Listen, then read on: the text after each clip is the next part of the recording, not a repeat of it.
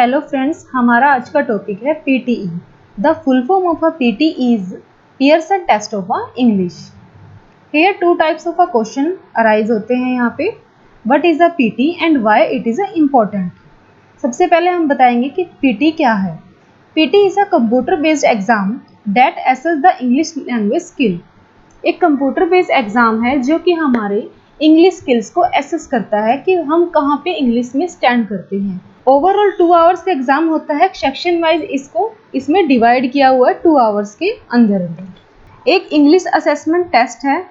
It divided English into 4 part. 4 part में इसने English को डिवाइड किया हुआ है, listening and reading, speaking and writing. Now the second question is why it is important. It is important for international education. It is a crucial requirement for many universities and colleges and organizations around the world.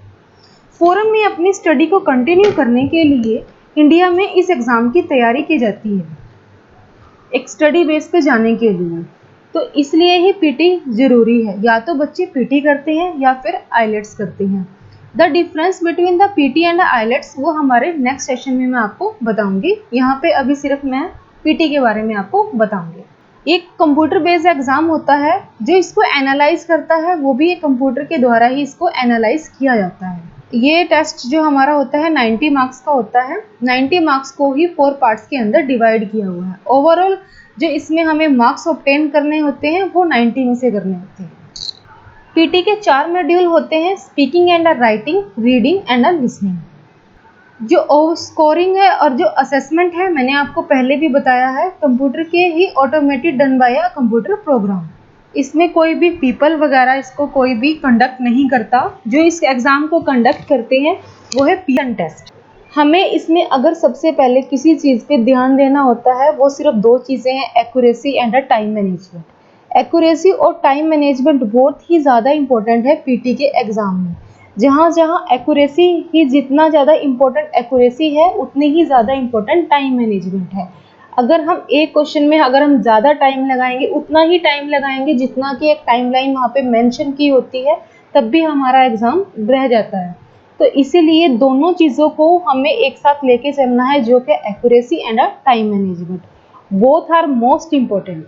इसके जो 4 module हैं, speaking and writing, reading and listening, इन चारों को भी हमें एक साथ ही लेके चलना होता है। हम किसी एक मॉड्यूल में ज़्यादा फोकस नहीं कर सकते और दूसरे मॉड्यूल में हम कम फोकस नहीं कर सकते। अगर हमें अच्छा स्कोर करना है पीटी एग्ज़ाम में तो हमें चारों के चारों पार्ट में मेन ही फोकस करना पड़ता है, क्योंकि एक पार्ट दूसरे पार्ट के किसी न किसी क्वेश्चन से इंटरलिंक्ड होता है।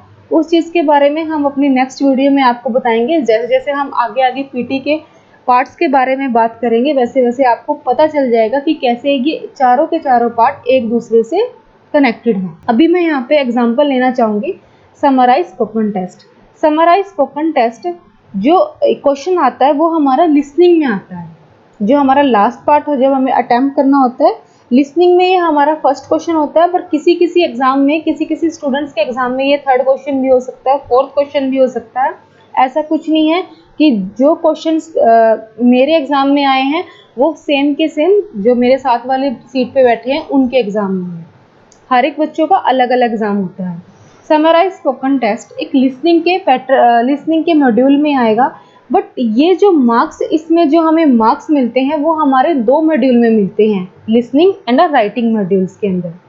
लिसनिंग के अंदर जो हमें मार्क्स मिलते हैं वो इसलिए मिलते हैं कि हमने क्या सुना, क्या हमने अच्छे से सुना।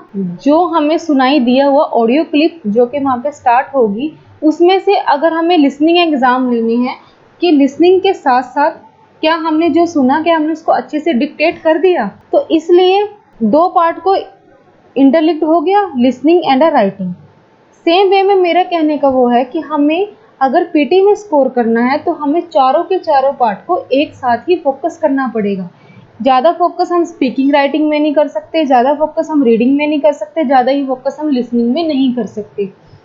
चारों के चारों मॉड्यूल में हमें सेम फोकस के साथ चलना अगर हमें पीटी में अच्छा स्कोर करना है। लास्ट है एक्यूरेसी एंड टाइम मैनेजमेंट। इसके बारे में मैं पहले ही बता चुकी हूँ।